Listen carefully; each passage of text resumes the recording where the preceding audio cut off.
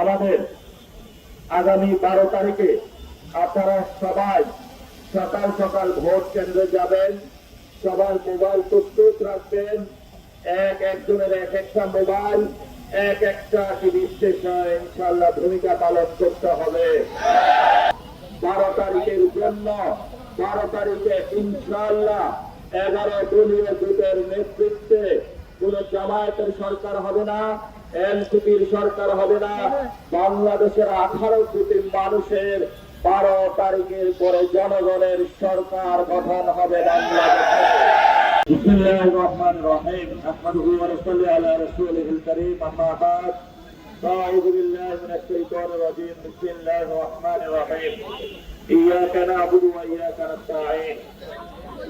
সম্মানিত ঢাকা 8 আসনের ভাই এবং বোনেরা, যারা সিনিয়র সিটিজেন রয়েছেন, শিশুরা রয়েছেন এবং পুরো বাংলাদেশের মানুষ যারা শুনছেন, আপনারা উপস্থিত আছেন। 11 দলীয় জোটের নেতৃবৃন্দ উপস্থিত আছেন। জামায়াত ইসলামীর নির্বাচন পরিচালনা কমিটির সিনিয়র নেতৃবৃন্দ উপস্থিত আছেন। এনসিপির নির্বাচনী পরিচালনা কমিটির সিনিয়র নেতৃবৃন্দ। আমি বেশি কথা বলবো না। আমাদের আগামী 12 তারিখে আপনারা সবাই সকাল সকাল ভোট কেন্দ্রে যাবেন।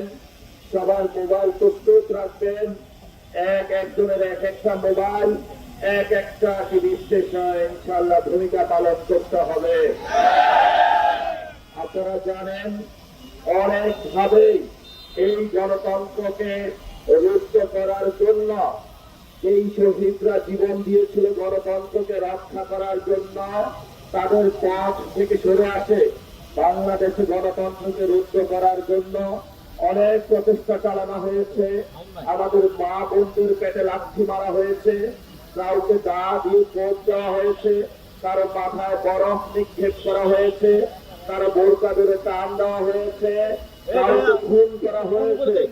আজকেও আমাদের নির্বাচনী একটি ক্যাম্পে চাপাতি এবং ছুরি দিয়ে 4 ভাইকে আহত করে তারা পালিয়ে গিয়েছে।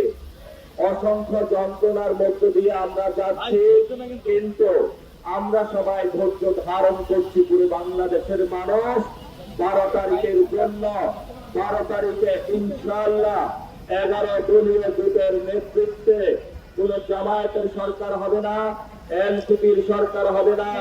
বাংলাদেশের 18 কোটি মানুষের 12 তারিখের পরে জনগণের সরকার গঠন হবে বাংলাদেশে।